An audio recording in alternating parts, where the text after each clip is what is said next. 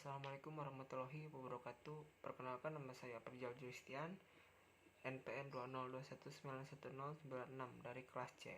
Di sini saya akan membahas perihal filsafat. Yang pertama, filsafat dalam arti dijumpai penjelasan sebagai berikut. Yang pertama, cinta terhadap kebijaksanaan dengan cara intelektual dan disiplin moral. Yang kedua, satu studi dari sebab-sebab dan hukum yang mendasari kenyataan.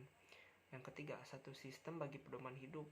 Secara historis, filsafat terdiri dari pencarian kebaikan, kebenaran, dan keindahan.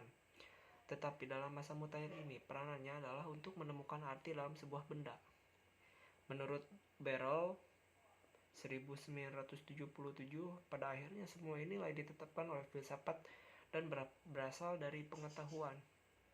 Pengetahuan ini dari banyak sumber seperti fakta yang tidak dipisahkan dari bukti ilmiah, fakta yang diungkap oleh sejarah, fakta yang diungkap oleh pemikiran yang mendalam berdasarkan pada pendapat yang dianut waktu itu.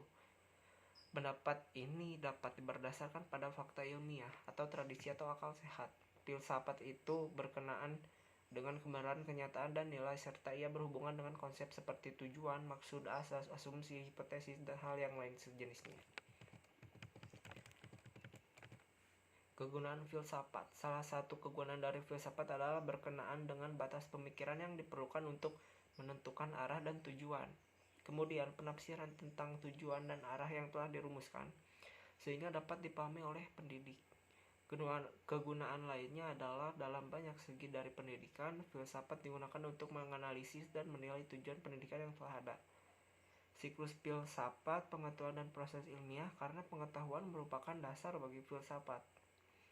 Tidak dapat dihindari bahwa ia merupakan bagian dari siklus terdiri dari pengetahuan yang diperoleh secara ilmiah, filsafat, dan proses ilmiah. Siklus ini diawali oleh pengetahuan yang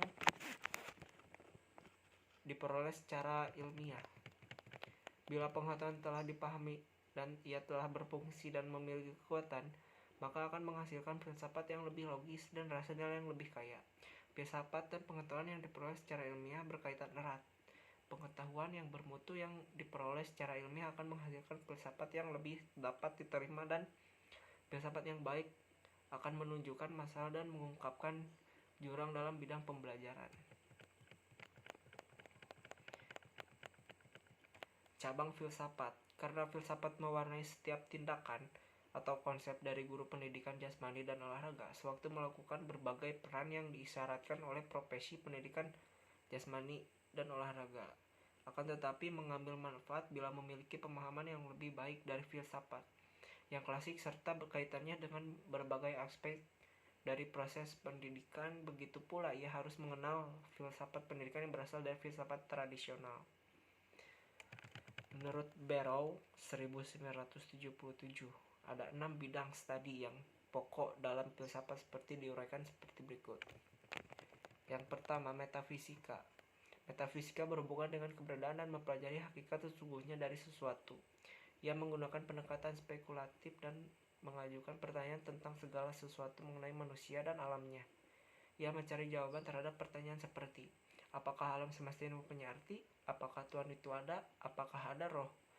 Pertanyaan-pertanyaan tersebut dan sejenis tidak dapat dijawab oleh ilmu, tetapi harus pikiran oleh setiap generasi baru. Tiap orang pada suatu waktu dalam hidupnya memikirkan hal ini. Manusia adalah bentuk metafisika dengan banyak sekali keinginan untuk menemukan arti tentang hakikat sesungguhnya mengenai dirinya dan alam sekitarnya. Epistemologi. Epistemologi adalah teori dari pengetahuan yang penguasaannya. Ia berkenaan dengan hakikat dan jenis ilmu yang dapat diperoleh dan metode memperolehannya. Ia membicarakan tentang kebenaran, asal mulanya, hakikat, dan batas-batasnya. Ada berbagai jenis kebenaran atau pengetahuan. Pengetahuan yang diungkapkan oleh Tuhan, pengetahuan berdasarkan pendapat para pakar. Ada aksiologi. Aksiologi adalah cabang filsafat yang mempelajari nilai. Puncak dari studi itu adalah mengembangkan satu sistem nilai. Nilai dapat objektif seperti kebaikan, kebenaran, atau keindahan bila ada tujuan. Atau nilai dapat subjektif bila merupakan alat untuk satu tujuan dalam banyak arti bercirikan keinginan pribadi. Dan ada lagi logika. karena metafisika membicarakan tentang kenyataan. Epistemologi atau tentang kebenaran dan aksiologi tentang nilai. Tentu ada penalaran yang benar tepat mengenai pertanyaan tentang ketiga cabang filsafat itu. Logika menjelaskan langkah-langkah yang tepat dalam hubungan pokok-pokok pikiran atau gagasan, terutama berkenaan dengan metode induksi dan deduksi. Dan ada etika. Sebenarnya etika bagian dari aksiologi dan ia berkenaan dengan moral dan standar etika. Etika adalah satu studi dari hakikat perilaku yang baik, dan hasil dari studi itu adalah satu filsafat moral. Dari filsafat moral itu berasal satu pengetahuan tentang betul dan salah, kode etik dan perilaku moral. Dan ada estetika. Estetika juga merupakan bagian dari aksiologi dan mempelajari hakikat yang keindahan dalam seni seperti lukisan, patung, musik, drama, tari, dan sejenisnya. Estetika mempelajari nilai dikaitkan dengan cara seniman mengapresiasikan dirinya dan mencari jawaban dari pertanyaan, apakah keindahan itu? Dari keenam kategori bidang studi tersebut, di atas merupakan aspek dasar dalam mengembangkan satu filsafat. Dari filsafat tradisional mengenai hidup dan juga tentang filsafat pendidikan, dan dapat dipahami secara baik bila ia dipandang melalui kerangka kerja struktural tersebut. Keenam komponen itu diperlukan buat bidang apapun, seperti pendidikan jasmani dan olahraga, atau untuk filsafat pribadi sendiri. Mungkin sekian yang bisa saya sampaikan. Mohon maaf bila ada banyak kekurangan.